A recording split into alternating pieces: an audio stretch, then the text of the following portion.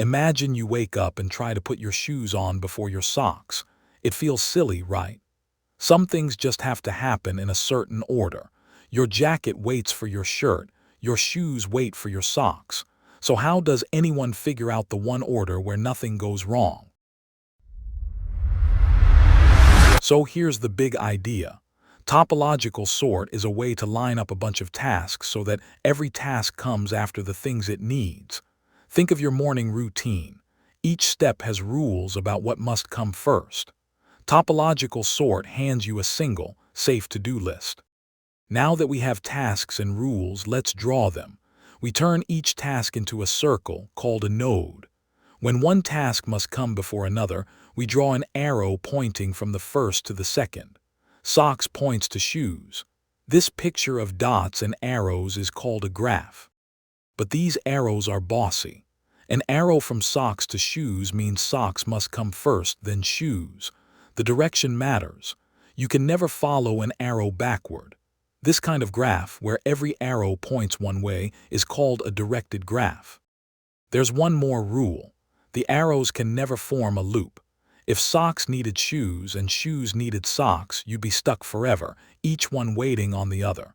So our graph must have no cycles. We call it a directed acyclic graph, or DAG for short. So how do we actually build the order? We look for a task with no arrows pointing into it. That's a task that depends on nothing, a free starter. In our routine, putting on socks needs nothing first, so socks goes first on our list. Computers find free tasks with a clever trick. For every node, they count the arrows pointing in. We call that number the in degree. A task with in degree 0 is ready to go. Shoes has one arrow in, so its in degree is 1. Not ready yet. Now we gather every task with in degree 0 into a line, called a queue. Right now socks and shirt both need nothing, so both wait at the front. We'll pull tasks from this line one at a time, always knowing they're safe to do. Remember our queue. We take the front task out and add it to our final order. Let's grab socks. Socks is now step 1 in our finished list. The queue shrinks by 1 and our answer grows by 1. Simple, steady progress. Here's the magic step. When we finish socks, we follow its arrows and lower the in degree of whatever it pointed to. Shoes was waiting on socks, so shoes drops from 1 to 0. Now shoes is free and it hops into the queue too. So we just repeat.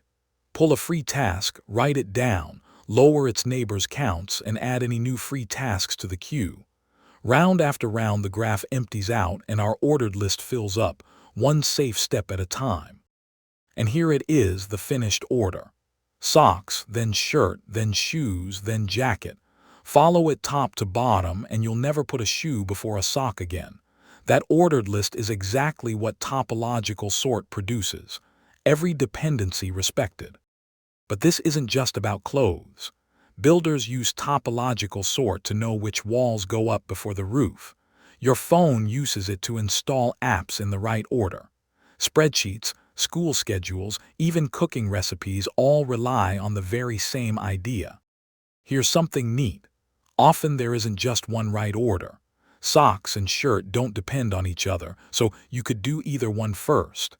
Topological sort allows several valid answers, as long as every arrow's rule is still obeyed. Almost everything's clicked into place now. So let's recap. We turned tasks into a graph of dots and arrows with no loops. We counted arrows in, lined up the free tasks, and pulled them one by one, unlocking neighbors along the way. The result? A safe order every single time.